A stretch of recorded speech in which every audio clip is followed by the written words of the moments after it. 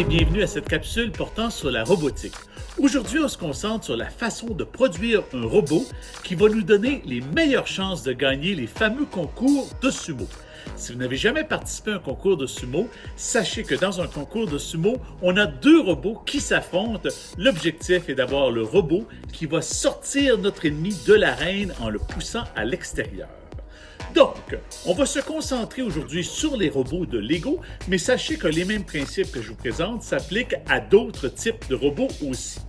Donc, j'ai ici un robot fait de Lego qui nous vient de la plateforme Mindstorms EV3.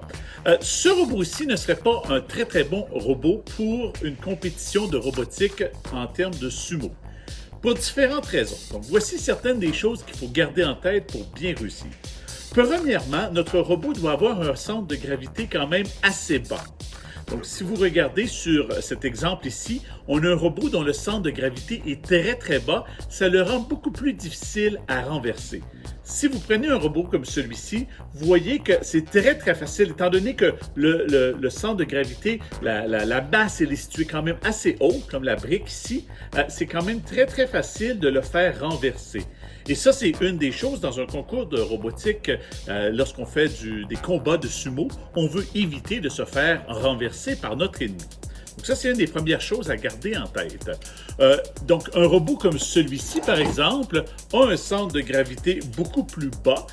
Et ça, c'est fait avec la plateforme Spike Prime. Mais sachez que vous pourriez utiliser n'importe quelle plateforme.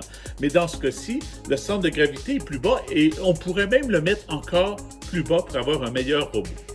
Maintenant, une autre chose qu'on veut aussi, c'est s'assurer d'avoir beaucoup de surface qui touche le sol, donc qui touche la table, donc beaucoup de caoutchouc. C'est pour ça que je vous recommande des roues qui sont beaucoup plus larges et peut-être en avoir plusieurs de ces roues-là pour assurer une bonne traction avec le sol. Des petites roues minces comme ci ne nous donneront pas nécessairement une bonne traction avec le sol.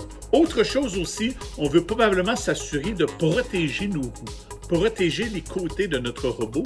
Donc, vous voyez qu'ici, on a commencé à placer des morceaux de Lego tout le tour et on pourrait même en placer vraiment tout le tour pour s'assurer que notre robot est tout à fait protégé. Ça rend ça difficile pour notre ennemi d'accéder au haut. Quand je parle de garder le centre de gravité bas aussi, je veux aussi vous dire que ça serait important d'avoir beaucoup de masse. La plupart des concours vont vous permettre d'avoir jusqu'à 1 kg de masse. Donc, je vous suggère, essayez d'être le plus proche possible.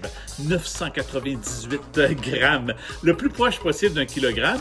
Vous pouvez utiliser dans les Lego ces petites roues-là ici, qui ont quand même là, une certaine masse et vous pouvez en placer plusieurs. Vous n'êtes pas obligé d'en placer une seule.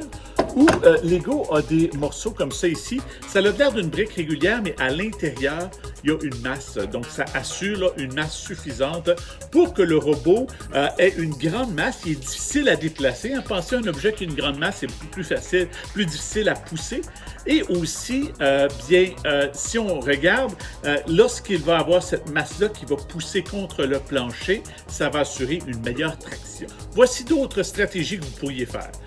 Vous allez peut-être vouloir placer des plans inclinés. Donc, j'en ai pas sur celui-ci, mais si on place des plans inclinés tout le tour de mon robot, bien lorsque l'ennemi va arriver pour conduire vers ce robot-ci, bien, il va se renverser lui-même sur le plan incliné. Donc, utiliser des plans inclinés, c'est une très bonne solution et je vous suggère ces planchettes de technique-là qui nous permettent d'avoir des plans inclinés. Autre chose qu'on veut peut-être regarder aussi, c'est l'idée d'utiliser les engrenages. Donc, dans les engrenages, vous allez voir que les engrenages nous permettent d'avoir une démultiplication du mouvement.